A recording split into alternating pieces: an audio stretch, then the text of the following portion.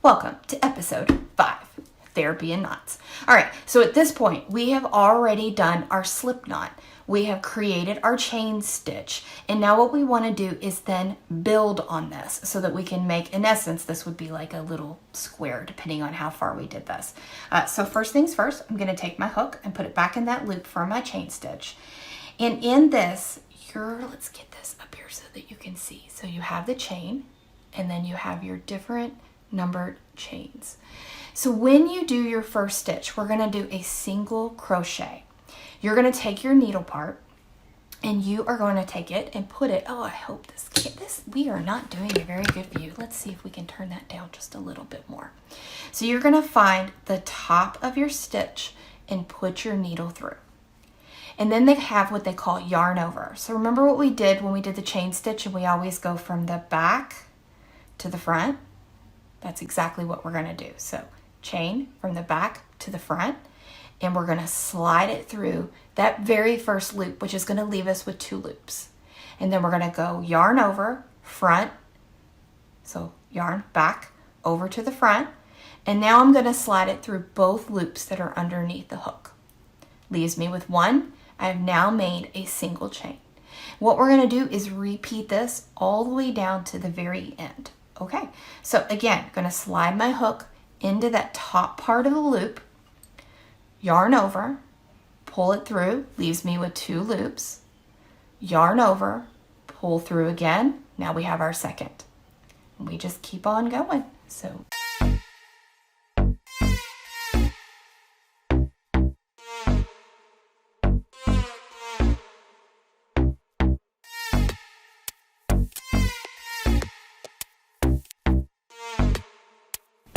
So this will happen, no big deal. Just gently pull, gently pull, gently pull. You don't want to go real tight, or otherwise it's going to knot up on you. All right, so we got that down to the last couple of stitches here that we're going to put that last few single chains in, and I'm going to show you what you do at the end here. So we've got this last one right here. We'll put that in there. I will tell you that I think that your first row is the hardest row to do. And then after this, it is much easier to see what you're doing. At this point, if you're following a pattern, oftentimes you will hear them say chain 1 or chain 2 and turn. So what a chain is just like the chain that you did before. So again, I hold right here at the yarn over from the back to the front, and you're gonna pull it through. And so then that created 1 additional chain on the hook. And then you're going to turn your entire project. So you literally take this that you've been working on in one direction and turn it to the other side. So now it's going to look like this from the back, and it's almost like you're working, well, it is, you're working the back side. So I like to take this yarn and pull it back around to the front. You have your tail down here at the bottom, and now you're going to start your next row. If you can see here, you almost have what looks like a V. So this is what is facing us, this is what's facing away, and that is the top that looks like a V. So for a lot of the stitches that we're going to do, we're going to put our hook through both of these stitches up here, the complete V, from the front to the back. So that's exactly what I'm going to do. So this very first one, I'm going to take my hook and come in from the front to the back. And I'm going to yarn over, again, front, back, slide it through, and that's going to give me 2 loops on there. I'm going to yarn over front to back to front.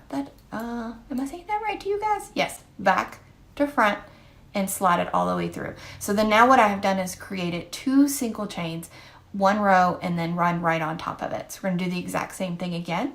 We are going to take it through both loops, yarn over, pull through, yarn over again, and slide all the way through. Through your V, yarn over, pull through, 2 loops, yarn over, pull through.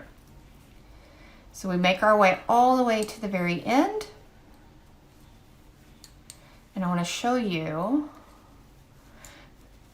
the really cool thing about crochet is, say you're about here and you're like, that, as lovely as it is a disaster, and I need to start over. It's not a problem. Take your hook out. Everything with crochet, we call this ripping, like the frog, rip, rip. Anyways, you really just pull it right out. But let's just say you have gotten to the point in your project that you're like done, and you're like, okay, well, I don't want all those loops to fall out. I'm going to show you what you do to finish off a project. So let me get this started again here. So a couple of single chains coming through there and over, working my way down the line. And say about right here, I'm like, you know what, that project is great and I want to put it right here. So what I'm going to do is take this and pull up. And this is what's going to create the tail on the other side. And this is what you're going to want to do so that you can sew this in. We will talk about that much later in this project here. But you want to pull this up so you have a loop. And then you're going to take your scissors and you're going to cut your loop. Take the yarn that's attached to your skein, to over here, to all your yarn that you have going on. And all you're going to do is pull out. And what that did then is leave your tail where your project is not going to go anywhere and completely firm together. All right, guys.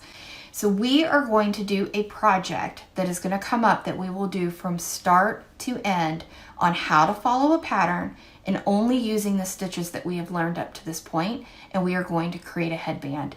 It's going to be very similar to this yarn right here. In fact, we might just use this yarn to create that headband. I'm going to show you how to follow a pattern, but then how you could also customize this to fit your head versus you don't know what the person's head is that created the pattern. So stay tuned. Please hit that subscribe button and watch for future patterns. Thank you.